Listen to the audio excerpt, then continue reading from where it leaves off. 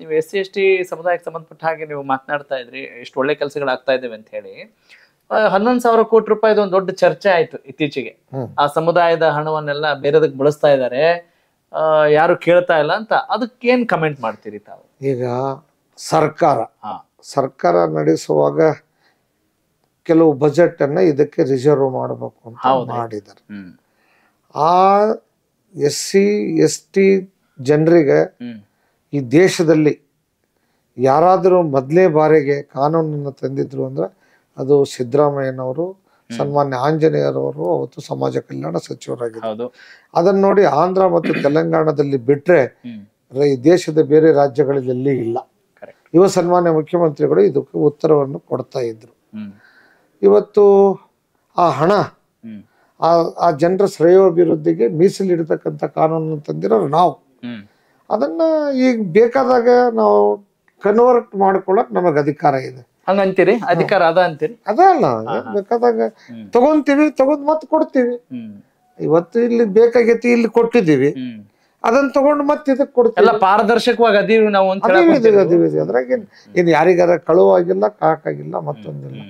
ನೇರವಾಗಿ ಸರ್ಕಾರದ ಒಂದು ವ್ಯವಸ್ಥೆಯಲ್ಲಿ ಈ ಗ್ಯಾರಂಟಿ ಯೋಜನೆಗಳಿಂದ ಸರ್ಕಾರದ ಖಜಾನೆ ಹೊಡೆತ ಆಗಿದೆಯಾ ಇಲ್ವಾ? ಈ ದೇಶದ ಆಡಳಿತ ನಡೆಸುವಾಗ ಲಕ್ಷಾಂತರ ಕೋಟಿ ರೂಪಾಯಿದ ಬಜೆಟ್ ಮಂಡನೆ ಮಾಡ್ತಾರೆ. ನಮ್ಮ ಬಜೆಟ್ ನಾನು ಶಾಸಕನಾಗಿ ಬಂದಾಗ 1,00,000 ಕೋಟಿನೂ ಕೂಡ ಮುಟ್ಟಿದ್ದಿಲ್ಲ.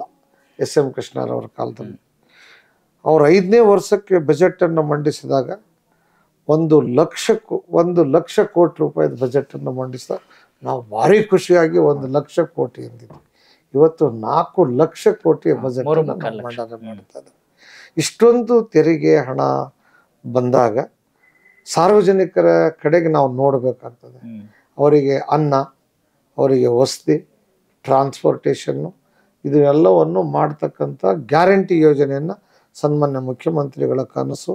ಅವರ ಬಡತನದಿಂದ ಬಂದು ಅವರನ್ನು ಅನುಭವಿಸಿದಂಥ ಕಷ್ಟಗಳಿಗೆ ಬೇರೆಯವರಿಗೆ ಆಗಬಾರ್ದು ಅನ್ನೋ ಉದ್ದೇಶದಿಂದ ಆ ನೋವಿನ ತೋರಿಸ್ಲಿಕ್ಕೆ ಇವತ್ತು ಮಾಡ್ಕೊಂಡಿದ್ದಾರೆ. ಸುಮ್ಮನೆ ಹೊಟ್ಟೆ ಕಿಚ್ಚರಿಂದ ಈ BJP-ಯವ್ರು ಏನ್ ಮಾಡ್ತಾರ, ಅದು ಎಲ್ಲ ಅಲ್ಲಿ ತಗೊಂಡು ಹೋಗ್ಯಾರ, ಇಲ್ಲಿ ಇದು ಮಾಡಕತ್ತಾರ. ಯಾವ ಜನನೂ ಕೂಡ ಇದಕ್ಕೆ ತಗೊಂಡು ಹೋಗಿದ್ದಾರೆ, ಖುಷಿಯಾಗಿದ್ದಾರೆ. ಟ್ರಾನ್ಸ್ಪೋರ್ಟೇಷನ್, ಬಡವರು ಯಾವುದೇ ದೇವಸ್ಥಾನಗಳನ್ನು ನೋಡ್ಲೇ ಇಲ್ಲ. ಕರ್ನಾಟಕದ ಎಲ್ಲ ದೇವಸ್ಥಾನಗಳಲ್ಲಿ ಇವತ್ತು ಹೆಚ್ಚು ಹಣ ಬಂದಿದೆ. ಸ್ವತಃ ಸನ್ಮಾನ್ಯ ವೀರೇಂದ್ರ ಹೆಗ್ಡೆ ಅವರು, ಏನು ಈಗ ರಾಜ್ಯಸಭಾ ಸದಸ್ಯರಾದಂಥ ವೀರೇಂದ್ರ ಹೆಗ್ಡೆ ಅವರು ಹೇಳ್ತಾರೆ, ಸನ್ಮಾನ್ಯ ಮುಖ್ಯಮಂತ್ರಿಗಳಾದಂಥ ಸಿದ್ದರಾಮಯ್ಯನವ್ರ ಕಾಲದಲ್ಲಿ ಇವತ್ತು ಬಸ್ ಫ್ರೀ ಮಾಡಿರೋದ್ರಿಂದ ನಮ್ಮ ಹುಂಡಿಗೆ ಸಾಕಷ್ಟು ಹಣ ಬಂದಿದೆ, ಸಿದ್ದರಾಮಯ್ಯನವರೇ ಸರ್ಕ್ಯುಲೇಟ್ ಆಗ್ತಾ ಇದೆ ಅನ್ನೋದನ್ನ ಅವ್ರು ಹೇಳ್ತಾ ಇದ್ದಾರೆ. ಇವತ್ತು ಫೈನಾನ್ಸ್ ಅಂದ್ರೆ ಅದನ್ನು ಯಾವೊಂದು ಅಂಬಾನಿ ಅದಾನಿ ಲೆಕ್ಕಕ್ಕೆ ಹೋಗಿ ಕೊಡೋದಲ್ಲ.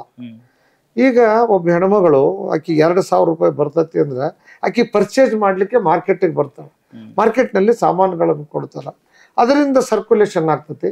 ಇವತ್ತು ಯಾವುದೋ ಒಂದು ಸಾಲ ಮಾಡ್ತಾಳ, ಫೈನಾನ್ಸ್ನರ್ ಆಕಿಗೆ ಸಾಲ ಕೊಟ್ಟಿದ್ದಾರೆ. ಒಬ್ಬ ಫೈನಾನ್ಸರ್ ನಾನು ಹೇಳ್ತಾ ಇದ್ರು, ನಮ್ಮ ಫೈನಾನ್ಸಿನಲ್ಲಿ ನಾವು ಭಾಳ ವಸೂಲಿಗೆ ಭಾಳ ಕಷ್ಟಪಡ್ತಾ ಇದ್ವಿ. ಈಗ 2,000 ಬರಾಕತ್ತಿದ್ಮೇಲೆ ನಮ್ಮ ನೇರವಾಗಿ ನಮ್ಮ ವಸೂಲಿ ಕೂಡ